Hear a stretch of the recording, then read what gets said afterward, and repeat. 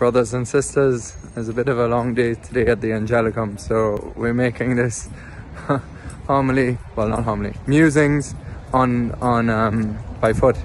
And I was talking to a good friend of mine, and we were talking about anxiety in one's life, and I was thinking, reflecting on my own life, I suppose, just before coming back to my faith. And one of the, effects that can happen in a soul that is separated from God, really, in the ways of one's life, or living out God's pathway of the commandments, which are really there to help us find peace and joy.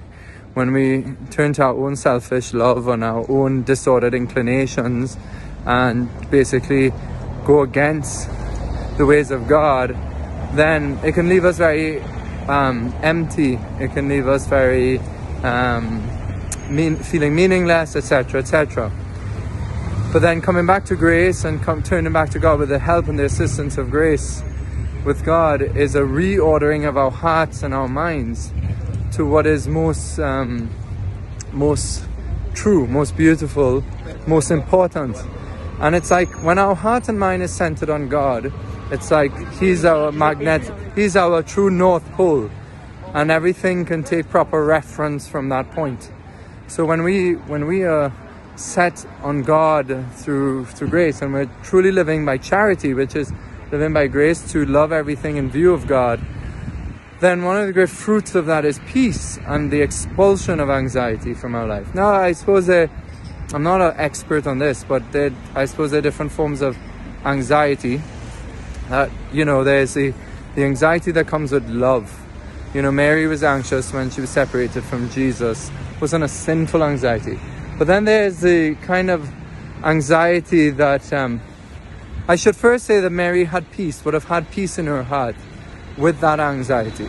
She would have had some peace and trust because she had no sin. So she had fullness of grace, and she would have trusted despite the feeling of suffering a separation from Christ when he was missing those 3 days. Now, with us, when there's an anxiety that comes from the disorder, from when, and this is what I really want to come to say, is when our fears are bigger than God in our minds. Instead of realizing that God is bigger than our fears, that God is bigger than our fears.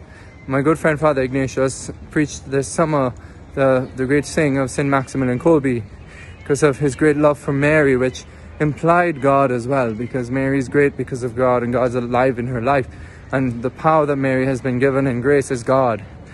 But Maximilian said that I see Mary everywhere and I see problems nowhere. Basically a phrase, something to that effect. You could say, I see problems nowhere, I see Mary everywhere. And we could say the same of saying, I see God everywhere and I see problems nowhere. It's the same as saying that God is bigger than our fears. And I suppose when we grow in the pathways of the Lord, the commandments, we try to conform ourselves to the gospel. When we try to truly live the life Jesus calls for us, by especially making loads of time for prayer, cutting those things out of our life that basically distract us and prevent us from sitting in silence, encountering God, then unless we do those things, God won't appear big enough, bigger than our problems. But when we follow His pathways and follow all that He said, then we actually come to know Him by living the gospel. See, living the gospel will actually bring us a deepening knowledge of God Himself. And in this greater knowledge, we'll have greater faith. Our prayer life will improve. It will be nourished. And then God, in our prayer, would appear greater. He would appear greater to us than our problems and our fears. And so this is why the Lord has asked us to live the pathway He traced out for us in the commandments and in His precepts, in all the things that He's shown in His own life for us to imitate. It's not so that we could be slaves, quite the opposite, so we could find freedom of heart, freedom from fear, freedom from anxiety, because in living that way, we draw close to him. And in drawing close to him, we will sense more his presence. We'll have a greater faith in him. He will fill us with his grace. And therefore, that disorder in our hearts and minds will be reordered so that we will start to see the world as it should be.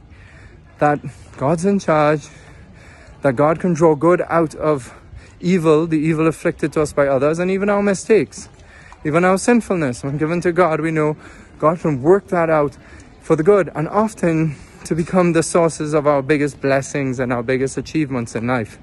So in the end, those who love God, we win with God, because God is the victor. Christ has won. Christ is victorious, and he shares that victorious power with us through the sacraments. And in prayer, we predispose ourselves to receive the fullness of the effects of the sacraments.